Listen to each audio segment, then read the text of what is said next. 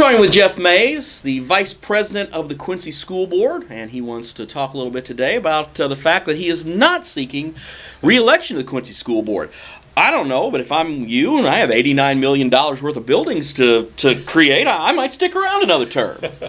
As I said at the last board meeting, selling the concept and the need is a whole different skill set than actually building it. Right. and I think the people I've enjoyed the trust of a lot of folks over the years. Sometimes I've made them scratch their head and disown me, but by and large, we've done we've had a great relationship, and so when I helped get out and explain what it was we were trying to do, I think people were very receptive to that, and it was framed well, and everybody was basically saying the same thing. Now, that is a highlight, the high point of anybody's career, whether as a school board member or as a state rep, is to have that kind of trust, and then to do with it things that no one ever thought possible. I don't know how I could top that, truly. Now that went into a large part of my consideration. Another thing is, I've always been for term limits. I term limited myself as a state representative, even though my tenure as a state representative was extraordinarily, in my view, extraordinarily successful. I have the same view of the 8 years that I've had with this school board. I have, especially this last one, it has been a joy working with every one of them. Even when we've disagreed, and sometimes they've been vehement. Right. Even when we've disagreed, it has just been a joy.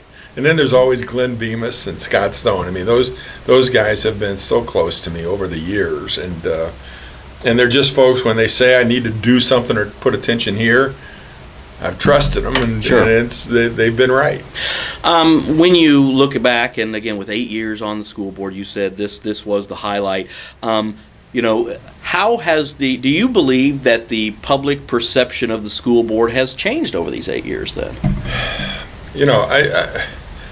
When we had the question of the referendum, a large number of folks were saying, no, we could never do it in a major general election like the one we just had. Because the people, we need a smaller turnout, and then we can get our people out, and we could maybe, just maybe, make it work. I believe that this showed that there is a willingness to look at us again, and there's a willingness to trust. And I'm thrilled. I got to tell you, Bob, I'm thrilled that after that referendum and its success, that the school board is taking its time to look at everything very, very carefully as we start to do the building project that these folks have been trusted as well. And that's one thing. I think when you look at this, there is no, you got it passed and everybody was all excited and, hey, let's go build some buildings. But it's not like this money is you have to have an expiration date on it. Maybe you don't throw buildings up immediately, but if you go about it the best way, and again, in the way I've looked at it, and correct me if I'm wrong, we look at this setup and the people we have in this community, and I know the construction manager versus the owner's rep and all that kind of stuff's come out there. What would be wrong if you just said, okay, we've got this guy who's a qualified guy, and we said, you are our liaison. Mm-hmm. You get Monroe built, you get QHS built, they're built. We think you did a great job. If you didn't do a great job, we're going to go get the construction manager. What's wrong with that concept? Well, number one, there's absolutely no guarantee that our guy would get that job. Those things have to be publicly bid, and more so than even a construction manager, there's going to be a lot of general contractors from all over the state looking at this as their way to get in the door. But I'm saying if it was a district employee, that has to be bid too? I think the district's going to have to hire a construction, an owner's rep, if you will, if you have a general contractor. Okay. I don't know that we would have to do that if we have a construction manager, but we're still getting a lot of, we're still learning on that curve. Yeah. The bottom line is, from the hearings that we've had, from the school board meetings we've had, either way, there's going to be a lot of local employment. Right. Either way, because the construction manager is going to hire local subs, and just like a general contractor would. Either way, there's going to be, a time frame that we have to meet. And I guess from my standpoint, I would rather have somebody that has the overall picture involved, rather than somebody that's just focused on this Monroe School project and that high school project. Because at the end of the day, we only have X millions that the people have allowed us to do. And I don't want to be going over here, and then coming up $4 or $5 or $10 million short at the end. Right. So I want somebody that's got the overall. Sure. And that's why I've been partial to a construction manager. But again, we've had a very deliberative process. We didn't just rush to do this stuff because we want to make sure we get it right. And I think that will build even more trust for the future school boards. Well, again, it's great to just be talking about. It's a good problem to have right now, to be honest. I mean, just the fact that we didn't have to go. Nobody had to go back to the drawing board and say, okay, let's go and try to get this thing passed again. It passed, so that was the good thing. With school funding, I've got you here. We're going to talk about some stuff since you're only going to be on the board for a few more months. It's always been my take that the folks in Springfield, the way for them to solve the school funding situation in their eyes, and I've said this on Capitol View, I've said this many places, is that the General Assembly will create a pension levy and tell the districts, there you go, charge them a nickel. It's your problem. Mm-hmm. How feasible is, and granted, it's not popular, but would that be a possible solution? I don't think that is possible, but I don't think that's likely. Right now you have this complete discussion going on about how we spend the money we already have for education in this state. And over the last 20 years, there have been specific concerted efforts to remove monies from the formula into categoricals that are not driven by resources available to the district. So there's a big discussion going on right now about bringing those resources back to the formula and putting them out so it's fair for everybody. I think we'll see something come from that, and I wouldn't be surprised.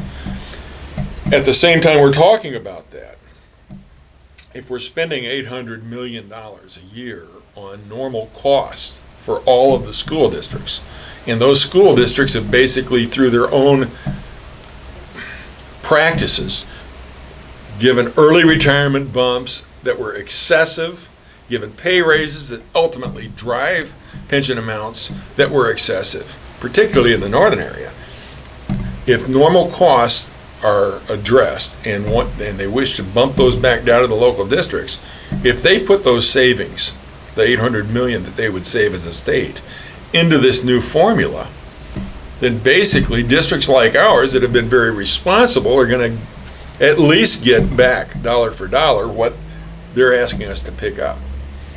And that would be I think that holds more possibility for happening than them giving us another levy, and then they're going to be held accountable for increasing our property taxes. Right.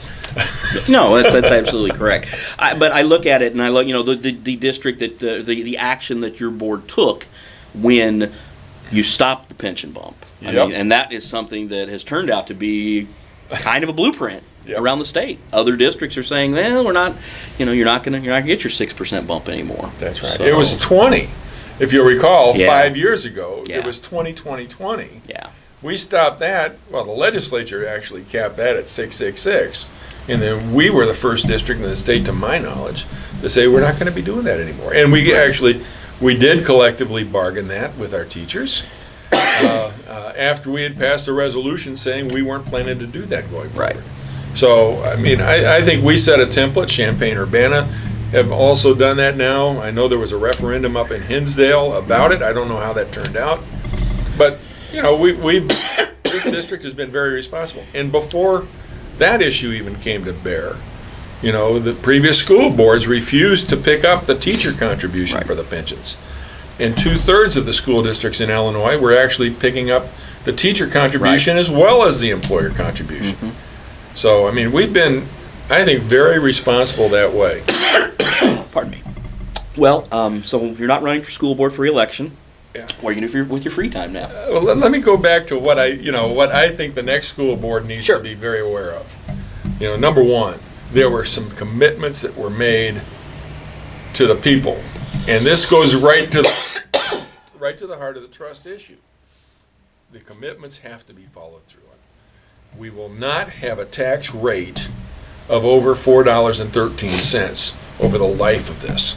We will not issue life safety bonds to take care of the schools that are remaining in our inventory over the life of the life safety bonds.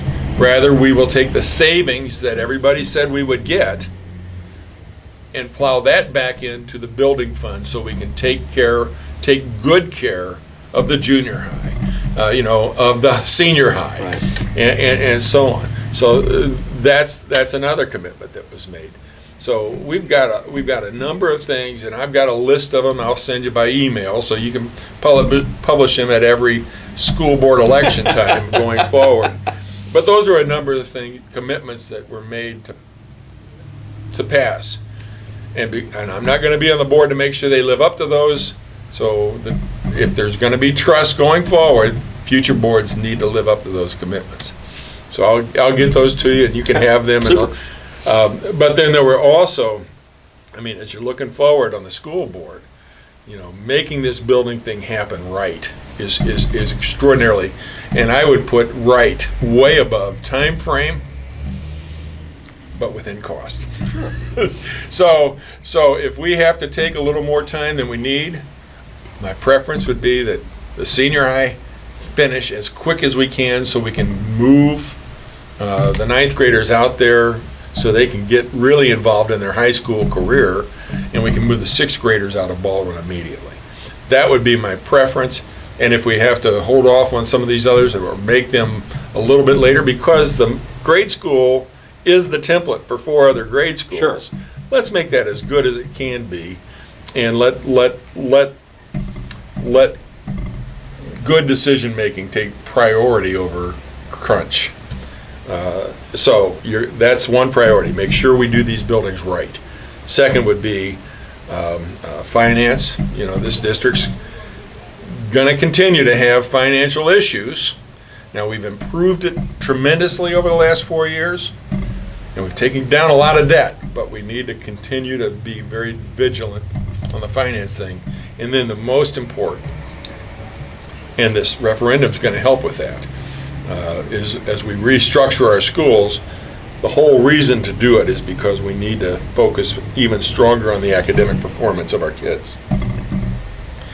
We've not had the performance that we wanted to have, or at least that's a kind of a disappointment with me. Sure.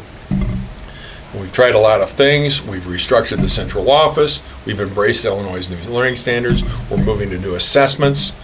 We've actually held kids back. I think we're one of the first districts in the state to start doing that again. We've actually imposed a ninth period on kids that actually need more help. There's going to have to be a lot more of those kinds of things. We've changed our discipline policy. Again, leading the state. We're hoping all of that's going to have the impact of bringing the grades up, but it has to do that. Right. And if that's not working, the next board's going to have to be tasked with picking up their own ideas on how to change that. But it's had 2 years now, basically, of those kinds of focuses, so we should start to see some good improvement.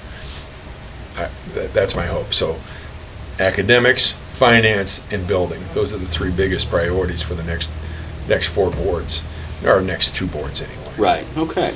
But yourself, as far as what you're going to be doing now that you're no longer on the school board, you still have some other business interests. Yeah.